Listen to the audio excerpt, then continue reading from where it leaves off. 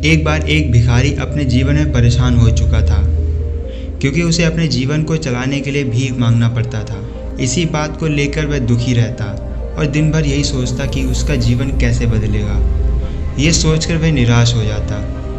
वह हर दिन देखता कि बहुत सारे लोग निराश होकर आंखों में आंसू लिए और विभिन्न चिंताओं से परेशान लोग गौतम बुद्ध की तरफ जाते और वापस लौटते समय बहुत ही खुश होते थे। वह भिखारी ये नहीं समझ पा रहा था कि गौतम बुद्ध उनके साथ ऐसा क्या करते थे कि वे बेहद खुश होके जाते थे।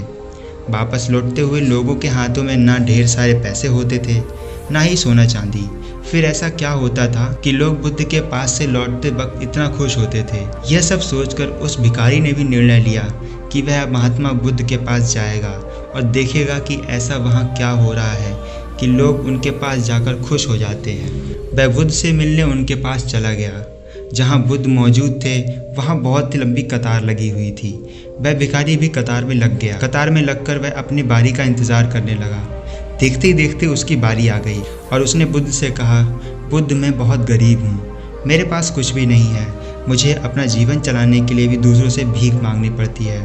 अब आप ही बताइए कि मैं ऐसे में क्या करूँ। यह सुनकर बुद्ध ने कहा, तुम गरीब नहीं हो, तुम्हें ऐसा लगता है क्योंकि आज तक कभी तुमने किसी के लिए कुछ भी नहीं किया, ना ही तुमने किसी को दान दिया, ना ही तुमने दूसरों का भला किया।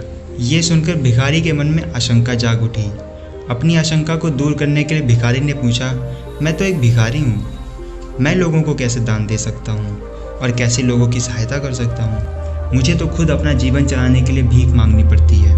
यह सुनकर गौतम बुद्ध थोड़ी देर चुप रहे और फिर उनसे बोले, तुम्हारे पास हाथ हैं जिससे तुम लोगों की सेवा कर सकते हो। इसके अलावा तुम्हारे पास मुंह है जिससे तुम लोगों को अच्छी अच्छी बातें कर सकते हो। यह सब करके भी तुम लोगों की सहायता कर सकते हो।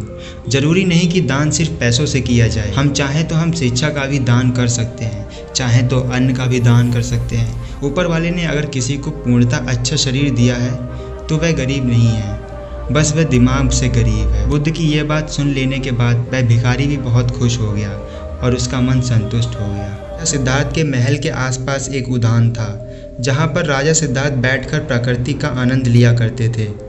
एक दिन जब वह अपने बगीचे में बैठे हुए थे तभी एक घायल हंस उनके पैर के पास आकर गिर गया। उसके शरीर पर एक तीर लगा हुआ था। उसे देखकर प्रतीत हो रहा था कि किसी शिकारी ने उसका शिकार किया है।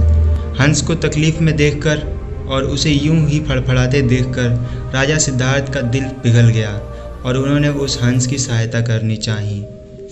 उन्होंने सबसे पहले उस हंस के शरीर से तीर को निकाला और घायल जगह पर मरहम लगाया, उसकी पट्टी की। यह सब कर लेने के बाद देवदत्त कुछ खोजता हुआ सिद्धार्थ के पास आया। देवदत्त जैसे ही सिद्धार्थ के पास पहुंचा उसने कहा, अच्छा तो ये तुम्हारे पास है, लाओ इसे मुझे दे दो। इसका शिकार मैंने किया है। इसका शिकार करने में मुझे बहुत मेहनत करनी पड़ी थी। इस पर मेरा अधिकार है। देवदत्त की यह बात सुनकर सिद्धार्थ ने कहा, नहीं, यह हंस घायल था और मेरे पास आया कि मैंने इसकी मदद की और उसकी जान बचाई, इसलिए इस पर अधिकार मेरा है। दोनों भाइयों के बीच उस हंस को लेकर अधिक बहस होने लगी। अब वे जानना चाहते थे उस हंस पर किसका अधिकार है। ऐसे में उन दोनों ने निर्णय लिया कि वे राजा के पास जाएंगे। सिद्धार्थ के पिताजी कपिलवस्तु के राजा थे। वे राजा के पास गए। राजा के पास पहुंचते ही देवदत्त ने सबसे पहले कहा, महाराज इस हंस पर सबसे ज़्यादा अधिकार मेरा है क्योंकि मैंने इसका शिकार किया है। इस वजह से आप सिद्धार्थ से कहिए कि ये हंस मुझे दे दें। जैसे ही देवदत्त की बात पूरी हुई तब राजा ने दोनों को शांत किया और फिर उसने पूछा पूरी बात क्या है। ऐसे में सिद्धार्थ ने पूरी बात बताई और बोला, महाराज बात ये है कि इस हंस को शिकार देवदत्त ने किया था, लेकिन ये हंस घायल होकर मेरे कदमों के पास आ गिरा। इसे घायल देखकर मैंने इसका इलाज किया और इसे ठीक कर दिया। अब आप बताइए इस पर किसका ज़्यादा अधिकार है, मेरा या देवदत्त का। राजा ने इस मामले में अच्छे से विचार किया। विचार कर लेने के बाद उन्होंने सभा में एक बड़ी बात कही और ये बात थी, मारने वाले से ज़्यादा बचाने वाले का अधिकार होता है। इसलिए इस हंस पर अधिकार सिर्फ सिद्धार्थ का है क्योंकि उसने उस हंस को मारा नहीं बल्कि उसे घायल देखकर उसका इलाज किया। गौतम बुद्ध जगह जगह घूमकर उपदेश दिया करते थे और अच्छे विचारों को बांटते थे। वे लोगों के जीवन में दुखों को दूर किया करते। उनकी बातें सुनकर लोग बहुत खुश हो जाते, इसलिए लोग उन्हें बहुत पसंद किया करते थे। लेकिन कुछ ऐसे लोग भी थे जो गौतम बुद्ध से ईर्ष्या करते थे। एक बार गौतम बुद्ध अपने शिष्यों के साथ भ्रमण कर रहे थे कि तभी एक व्यक्ति उनके पास आया और उन्हें उल्टी सीधी गालियां देने लगा और ढोंगी बोला। यह सब सुन लेने के बाद भी महात्मा बुद्ध ने कोई प्रतिक्रिया नहीं की। वे शांति से चुपचाप रहे। ऐसे में उस व्यक्ति ने फिर गौतम बुद्ध को उल्टी सीधी गालियां दी और उनके पूर्वजों के बारे में भला बुरा कहने लगे। फिर भी महात्मा बुद्ध ने उसे कोई प्रतिक्रिया नहीं दी और वह शांत रहे। ये सब देखकर उनके शिष्य और आसपास मौजूद लोग अड़चन में पड़ गए। महात्मा बुद्ध ने उस व्यक्ति को कोई जवाब क्यों नहीं दिया? कुछ देर के बाद वह व्यक्ति अपने आप ही शांत हो गया।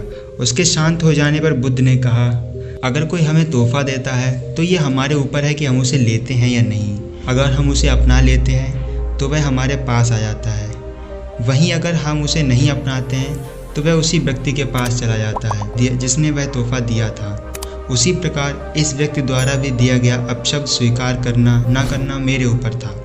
हमें कभी भी तुरंत प्रक्रिया नहीं देनी चाहिए।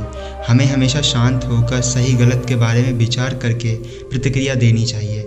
इससे से बुरी बातें टल जाती हैं और मुसीबतों से छुटकारा मिलता है।